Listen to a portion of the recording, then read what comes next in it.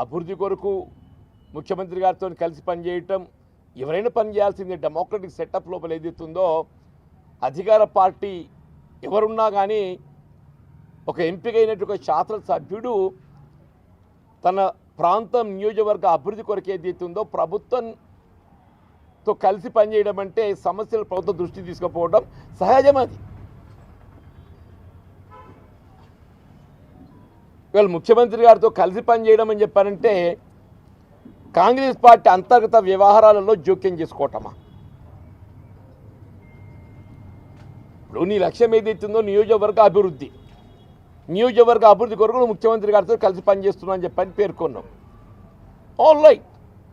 ఇవాళ నేను కూడా గతంలో ముఖ్యమంత్రి గారితో కలిసి పనిచేసింది, నేను కేసీఆర్ గారితో కూడా కలిసి పనిచేసింది. నేను 2014లో ఏదైతుందో కేసీఆర్ గారు ముఖ్యమంత్రి అయినప్పుడు నేను then I was elected MLA Congress party.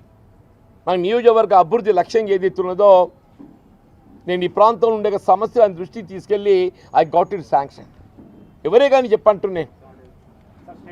ఇవాళ ఏదైతుందో నువ్వు ముఖ్యమంత్రి గారితో కలిసి పనిచేస్తా అభివృద్ధి కొరకు అని చెప్పని పేర్కొంటూ కాంగ్రెస్ పార్టీ అంతర్గత వ్యవహారాల్లో జోక్యం చేసుకోవటం, నామినేటెడ్ పోస్టులలో జోక్యం చేసుకోవటం, కాంగ్రెస్ పార్టీ కార్యకర్తలు లభించాల్సినటువంటి యొక్క హక్కులను కాజేసే ప్రయత్నం చేయటం, స్థానిక సంస్థల ఎన్నికల్లో జోక్యం చేసుకోవటం, పైపెచ్చి ఏదైతుందో జీవన్ రెడ్డి గారు పార్టీ విడిపోవాలని చెప్పని ఎవరు కోరుకోవటం. అంటే నిజంగా నాకు ఆ ఆలోచన ఏర్పడటానికి ఏదైతుందో కారకులు ఎవరు, నువ్వు కాదని చెప్పంటున్నాను. నేను 16th Feb మున్సిపల్ చైర్పర్సన్ ఎన్నిక నాడు ఏదైతుందో అంటే selection of the candidates, chairman election ఇవన్నీ దృష్టిలో పెట్టుకొని కొంత మానసికంగా నేను కాంగ్రెస్ కార్యకర్తలకు నేను న్యాయం చేయలేకపోయిన ఒక బాధతో ఏదైతుందో కాంగ్రెస్ పార్టీలో కొనసాగడం ఆలోచించుకునే పరిస్థితి ఉత్పన్నమవుతుంది, ఏర్పడుతుందని చెప్పి నేను పేర్కొన్నాను చెప్పంటే. అంటే ఇవాళ ఏదైతుందో నిజంగానే నేను కాంగ్రెస్ పార్టీ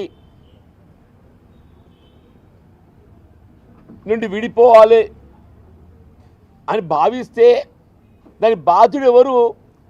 ఈ సంజయ్ కుమార్ గారు కాదా అని చెప్పంటున్నాను. నువ్వు వచ్చి మాకు చిచ్చు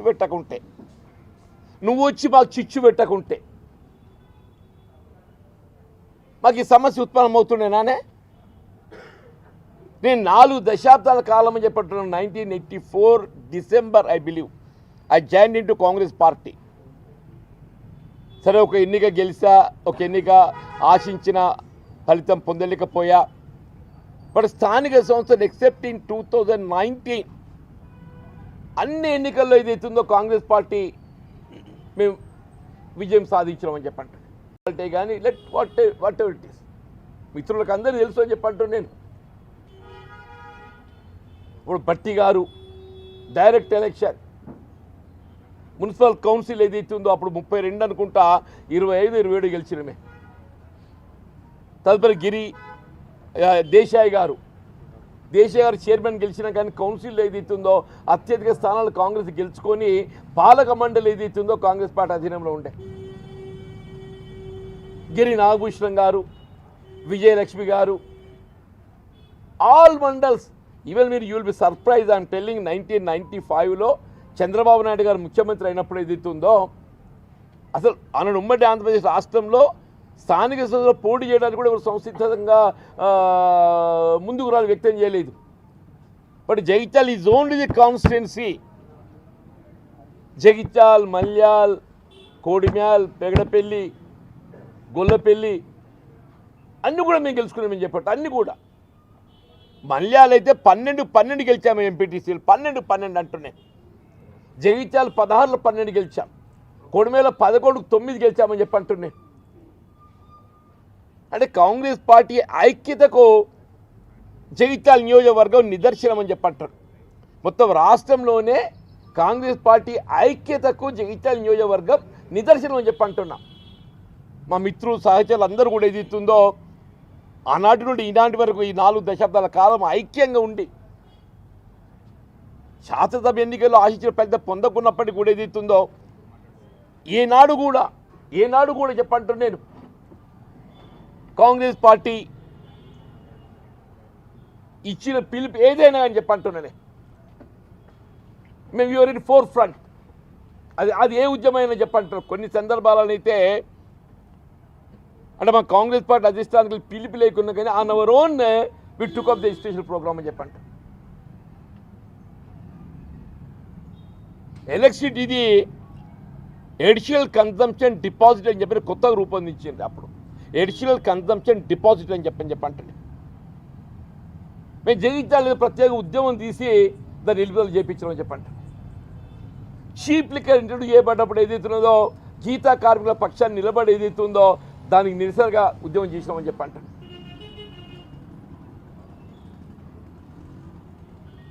ఈయన వచ్చేదైతుందో నేను కలిసి పనిచేస్తా. అరే నీ అవ నువ్వే దీనికి అంతటి కారకుడు నువ్వే నాయన అంటున్నా. నువ్వు ఏ పార్టో నీకు తెలియదు, నువ్వు వచ్చి నాతో కలిసి పనిచేస్తా అంటావేందయా? ముందు నీది ఏ పార్టో తెలుసుకొని మాట్లాడు.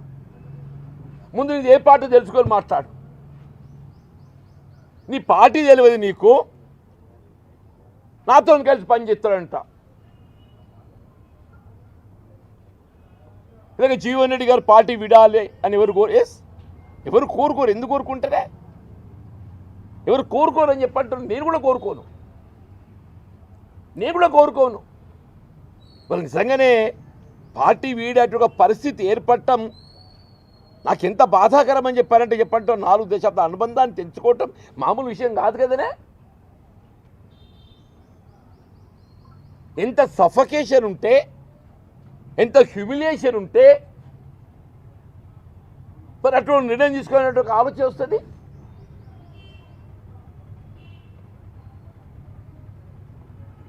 చేసేదంతా చేసుకుంటా మళ్ళీ ఏదో శ్రీరంగ నీతులు చెప్పినట్టు మాట్లాడితే ఆశ్చర్యం కలుగుతుందని చెప్పంటాను నేను. ఎవరైనా ఒక ఎన్నికైన ప్రజాప్రతినిధి రాజ్యాంగబద్ధంగా రాజ్యాంగ నిబంధనలకు అనుగుణంగా తన బాధ్యత నిర్వర్తించాలి. చట్టసభకి ఎంపికైనట్టు అటువంటి ఒక ప్రజాప్రతినిధి ఎవరే కానీ నేను చెప్పంటాను. రాజ్యాంగబద్ధంగా రాజ్యాంగ నిబంధనలకు అనుగుణంగా వాళ్ళ బాధ్యతలు నిర్వర్తించాలి. నువ్వు రాజ్యాంగాన్ని ఉల్లంఘించుకుంటూ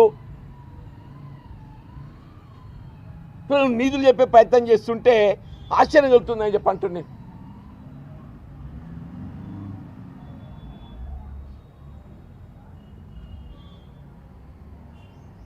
సరే, రేపు అభిప్రాయం ఏ విధంగా ఉంటుంది అనేది కాలం నిర్ణయిస్తుంది. బట్ ఏదైతున్నదో నాకు మిత్రులు మాట్లాడుతుంటే నేను ఏదైతుందో మొక్కజొన్న కొనుగోలు కేంద్రాల మార్కెట్ ద్వారా ఆరంభింప చేయాలని చెప్పని ప్రతి రైతు క్వింటల్కి ఏదైతుందో 500 నుండి 600 నష్టపోతుండే. ఆ అంశం మీద కాంగ్రెస్ పార్టీ చెందిన రైతు విభాగం రైతు సోదరులందరం కూడా మేము ఒక ర్యాలీ తీసి మెమరాండం ఇచ్చినామే. సరే, ఆయన ఏ ఉద్దేశంతో మాట్లాడడం ఏంటో కానీ నాకెవరో క్లిప్పింగ్ చూపెడితే అది చూస్తుంటే I thought I must react for it. దాన్ని దృష్టిలో పెట్టుకుని వల్ల నేను మరి మిమ్మల్ని ఇబ్బంది పెట్టే పరిస్థితి వచ్చింది. దయచేసి ఏదైనా నా ప్రజా జీవితం 4 దశాబ్దాలుగా ఏదైతుందో నేను ఎక్కడున్నా అంకిత భావంతో పనిచేస్తున్నాను.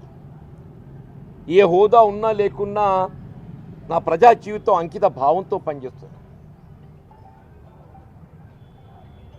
రైతాంగమే కానీ, రైతు కూలీలే కానీ, దళితులు, బలహీన వర్గాలు, మా మహిళల ఆడబిడ్డలు, you will B surprising. I'm telling, ఇలా జగిత్యాల మున్సిపాలిటీ ఏదైతున్నదో బలహీన వర్గాలకు ఆడబిడ్డలకు రిజర్వ్ చేయబడ్డట్టు ఒక స్థానం, బలహీన వర్గాలు ఆడబిడ్డకు రిజర్వ్ చేయబడ్డ స్థానం, ఆ స్థానానికి ఎంపికైనటువంటి ఒక బలహీన వర్గాల ఆడబిడ్డ ఇదే ఎమ్మెల్యే గారి ఒత్తిడితో మానసికంగా కృంగి రాజీనామా చేస్తే సరే, already resign, whatever are the reasons, మళ్ళీ ఎన్నికలు నిర్వహింపజేయాలి కదనే, చట్టంలో ఉండేట్టుగా చిన్న లొసుగు అని చెప్పంటున్నా. ఇప్పుడు మిత్రుడు సంజయ్ కుమార్ గారు కూడా చాలా మేధావి, ఆయన విద్యావంతుడు, మెడికల్ గ్రాడ్యుయేట్, ఆయన చట్టం పట్ల అవగాహన ఉన్నది. ఆనాడు దయాకర్ రావు గారు ఈయనకి అత్యంత సన్నిహితుడు, కేటీఆర్ గారు కూడా సన్నిహితుడు. ఎవరున్నగలుగుతుందో ఆ చట్టంలో ఉన్నట్టు చిన్నపాటి ఆ లేకున్నా దాన్ని సరి చేసి ఎన్నికలు నిర్వహించాలని.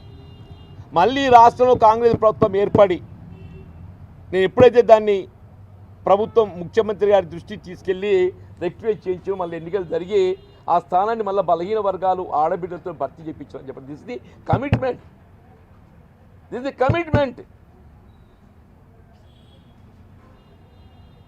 ఊరికే మాటలు వల్లెలు వేయటం కాదు. ఎవరి కమిట్మెంట్ ఏంటి అని కూడా ప్రజలు గమనిస్తున్నారని చెప్పంటావు. నువ్వు ఎందుకు పార్టీ ఫిరాయించాలని ప్రయత్నం చేసినావు? 20 మాసాలే అయిందా నువ్వు పార్టీ ముఖ్యమంత్రి గారి మద్దతు తెలుపబట్టి? 20 మాసాలు అవుతుంది. ఏం అభివృద్ధి సాధించినవో మరి. యావర్ రోడ్ ఏదైతుందో విస్తరణ అనేది ఇక జగిత్యాల మొదటికెళ్ళి నానుతున్నది. యావర్ రోడ్ విస్తరణ అని చెప్పంటున్నా.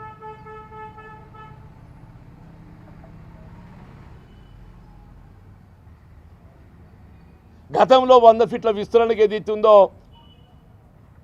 వీళ్ళ టౌన్ ప్లానింగ్ డిపార్ట్మెంట్కి వెళ్ళి ప్రభుత్వాన్ని నివేదింపజేస్తే అక్కడ తట్టుపెట్టి, సరే ఈయన వచ్చినాక నేనే దాన్ని చేస్తున్నా అని చెప్పని దాన్ని ఏదో చేయబోయిండు. టీడీఆర్ని పట్టుకొచ్చాడు. ఆ టీడీఆర్ అని ఇంతవరకు ఎవరికి అర్థమే కాలేదు టీడీఆర్ ఏందని. నేను మొన్న లాస్ట్కు బిఫోర్ మున్సిపల్ ఎలక్షన్స్ కలెక్టర్ గారి దృష్టికి తీసుకెళ్ళి, ఒకటి విస్తరణ, రెండవది ఏదైతున్నదో వీళ్ళ విస్తరణకు సంబంధం లేకుండా ఇవాళ అనుమతులకు భిన్నంగా డీవియేషన్స్తో నిర్మాణం చేయబడ్డటువంటి ఉన్నాయి యావర్ రోడ్డు మీద. యావర్ రోడ్డు మీద ఏదైతున్నదో విస్తరణకు సంబంధం లేకుండా అనుమతులకు భిన్నంగా చేపట్టబడ్డ నిర్మాణాలు ఉన్నాయి. అవైతే తొలగించవచ్చు. కలెక్టర్ గారు ఆదేశాలు ఇచ్చిండ్రా. యావర్ రోడ్ మీద ప్రత్యేకించి నాట్ ఎనీవేర్ ఎల్స్. ఎందుకంటే యావర్ రోడ్ ప్రధానంగా చర్చలు ఉన్నది కాబట్టి యావర్ రోడ్డు మీద అనుమతులకు భిన్నంగా ఏవైతే నిర్మాణాలు చేపట్టబడ్డాయో వాటి తొలగింపు చేయాలి అని చెప్పని జిల్లా కలెక్టర్ గారు కమిషనర్ గారికి ఆదేశాలు ఇచ్చారు. ఇంతవరకు ఏదైతుందో దాని మీద స్పందన లేదు.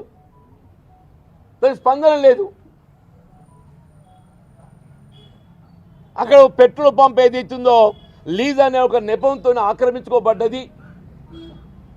దానిపై చర్యలు తీసుకోవాలని చెప్పని రాజకీయాలకు అతీతంగా అందరూ స్పందించి కలెక్టర్ గారి దృష్టికి తీసుకెళ్ళిండ్రు. కలెక్టర్ గారు ఏదైతుందో కమిటీ వేసినది. ఆ కమిటీ ఒక నివేదిక ఇచ్చింది. మరి ఆ కమిటీ నివేదిక ఏమి ఇచ్చింది? ఆ నివేదికలు బహిర్గతం చేయండి. ఇప్పుడు ఆ చట్టపరంగా చర్యలు తీసుకోవద్దా? ఎవడో ఆక్రమించుకుంటే ఏదైతుందో గతంలో జాప్యమైంది, కారణం ఏదైనా కానీ ఇవాళ ఏదైతుందో అది వాళ్ళ లైట్ అంటే వెలుగులోకి వచ్చింది. అది వెలుగులోకి వచ్చింది. అందరూ అనుకుంటున్నారు వచ్చే కొత్త మున్సిపాలిటీ, ఈ కొత్త మున్సిపాలిటీకి ఏదైతుందో యావర్ రోడ్డు ఆక్రమణలు తొలగింపజేయటం, ఆ పెట్రోల్ పంప్ ఆక్రమణ తొలగింపజేయటం ఇది ప్రధాన బాధ్యత ఉంటుందని చెప్పని భావించింది. అని ఎమ్మెల్యే గారికి అభివృద్ధిలో భాగం అనుకుంటలేడా? ఇది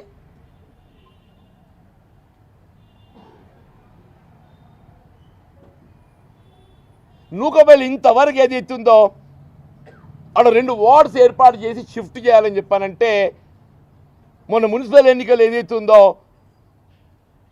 అవి కేటాయింపు చేయబడ్డాడు లబ్ధిదారులు అక్కడ తరలింపబడలేదు.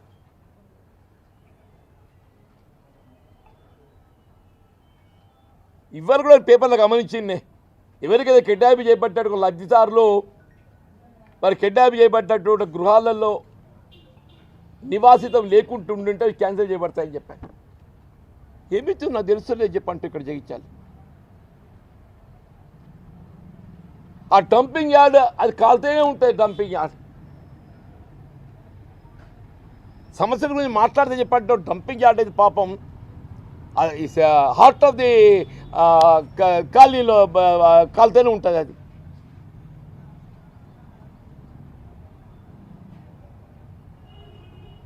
సరే ఏదైనా కానీ ఏది ఇస్తుందో ఇవాళ వాస్తవానికి అనుగుణంగా రాజ్యాంగబద్ధంగా మాట్లాడాలని అంటూ రాజ్యాంగబద్ధంగా నేనైనా మీరైనా ఎవరైనా కానీ చెప్పంటాను. నేను తీసుకోపోయే నిర్ణయం ఏదున్నా కానీ రాజ్యాంగబద్ధంగా ఉంటుంది. తీసుకోపోయే నిర్ణయం ఏదున్నా కానీ ఏది ఇస్తుందో రాజ్యాంగబద్ధంగా ఉంటుంది. రాజ్యాంగాన్ని అతిక్రమించేలాగా ఉండదు. మా మిత్రులాగా ఏది ఇస్తుందో రాజ్యాంగాన్ని అతిక్రమించేలాగా ఉండదు. నేను నిర్ణయం తీసుకున్నా కానీ చట్టసభకి ఎంపికైన ఒక సభ్యుడు రాజ్యాంగబద్ధంగా ఆయన ఆలోచన విధానం ఉండాలి. People will appreciate it. ఆ విధంగా కాకుంటే ఏదైతున్నదో ఆయన నాకు నీతులు చెప్తాడు. నేను కలిసి పనిచేస్తా జీవన్ రెడ్డితోని ఒరియవ నువ్వు ఎక్కడ నీది ఏ పార్టీ, నీ కథ ఏంది? మరి ఆయన ఏ పార్టీ అనుకుంటాడు నాకు తెలియదు. నేనైతే ఇంతవరకు అయితే కాంగ్రెస్లో ఉన్నానే. ఇంతవరకు అయితే కాంగ్రెస్లో ఉండాలని కూడా కోరుకుంటున్నా. మరి బంధం దేవుడు ఎవరేం చేయాలి? బంధం దేవుడు ఎవరేం చేయాలి అంటున్నా. ఎవడో వచ్చి ఇంట్లో చిచ్చు పెడితే ఏం చేయాలి? కానీ మన దగ్గర ఒక ఉన్నది శాస్త్రం. ఇంట్లో ఉడుగుని చూస్తే ఏం చేస్తారే? ఇంట్లో ఉడుగుని చూస్తే ఏం చేస్తారు అంటున్నా నేను.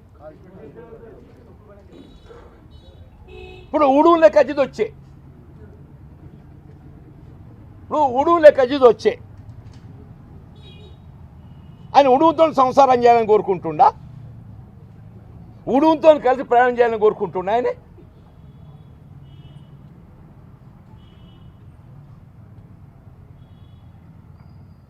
నిన్నటి వరకు ఏది ఇస్తుందో మొత్తం రాష్ట్రానికి ఆదర్శంగా ఉన్న నియోజకవర్గం జగిత్యాల. ఉమ్మడి ఆంధ్రప్రదేశ్ రాష్ట్రంలో రాష్ట్రానికి ఆదర్శం.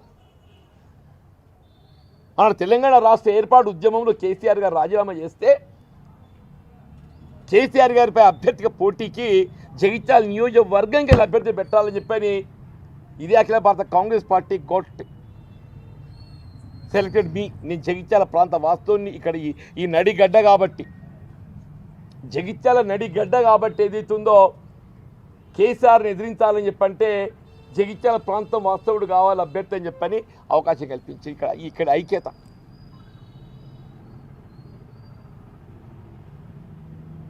ఇవాళ 1996 బై ఎలక్షన్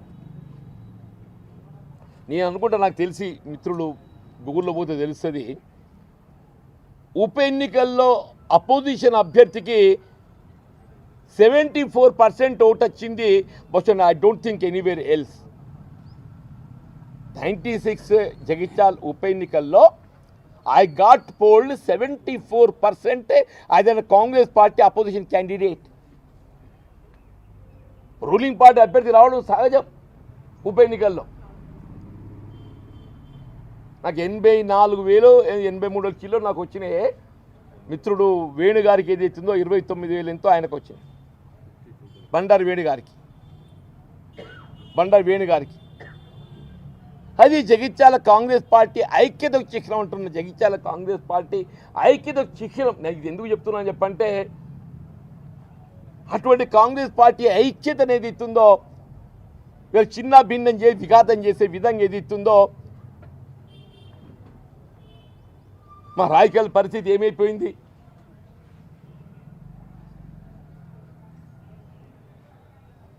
అది ఆలోచన లేదు. దయచేసి ఏదైతున్నదో మిత్రులు ఎవరి బాధ్యత వాళ్ళు నిర్వర్తించాలి. ప్రజలు ఎవరికి ఏ బాధ్యత అప్పగిస్తే ఆ బాధ్యత నిర్వర్తించాలి. ప్రజలకు ఎవరికి ఏ బాధ్యత అప్పగిస్తే ఆ బాధ్యత నిర్వర్తించాలి.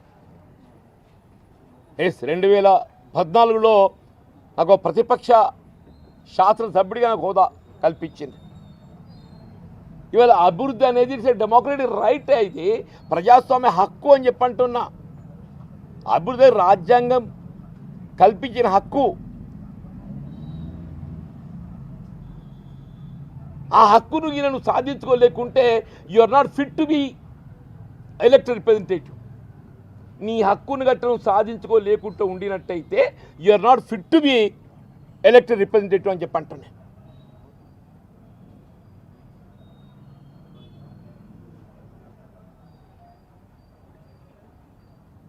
డెవలప్మెంటే ఇది ఒక పౌర హక్కు, ఇది పౌర హక్కు. ఆ హక్కును నువ్వు సాధించుకోలేక నువ్వు వక్ర మార్గాన పోతే ప్రజలు హర్షించరు. Thank you.